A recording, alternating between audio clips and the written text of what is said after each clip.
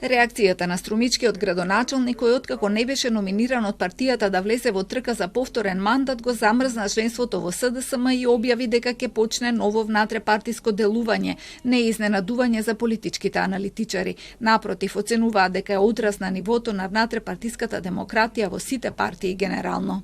Тоа што кандидати за јавни функции во рамки на партиите се номинираат во голем дел на начин кој што ги заобиколува членството, базата, различни комисии, нивоата во организацијската структура на истита, за нив одличува тесно партиско раководство, се тоа што е новоално и ретко компетентни и квалитетни кадри на јавни функции.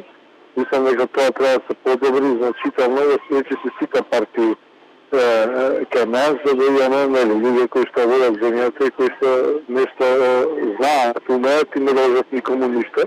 Останатите прегрупирања во партиите пред избори за Трошановски се нормална работа во политичкиот живот.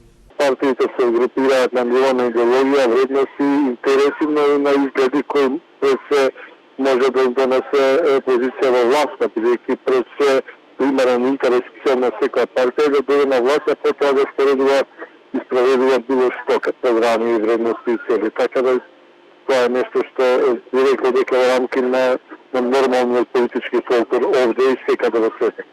Номинациите на кандидати за престојните избори предизвикуваат реакции во сите партии, иако не секогаш за тоа се зборува јавно. За да се амортизира незадоволството, имињата се објавуваат постепено, а клучните адути се чуваат за крај. Викендов и ВМРО ДПМН повторно ќе објави дел од кандидатите, а од утре почнуваат разговори со коалиционите партнери од ЗНАМ. Да слушнеме, да видиме кои се очекувањата, ние ќе ги испратиме нашите пораки. Во недела имаме извршен комитет на партијата, ќе пренесеме на извршниот комитет на партијата тоа што сме го разговарале. Продолжуваат и консултациите со политичките партии од внатрешната коалиција, па потоа ќе се отпочнат консултации со политички партии кои што сака да се приклучат кон ВМРО ДПМН на следните локални избори, така што имаме еден систематизиран гантограм на активности во периодот кој што следи.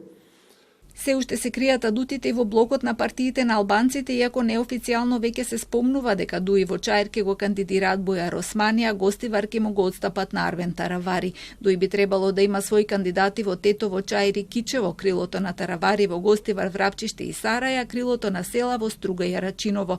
Но одвоените средби со коалиционите партнери засега не дадоа конкретен резултат.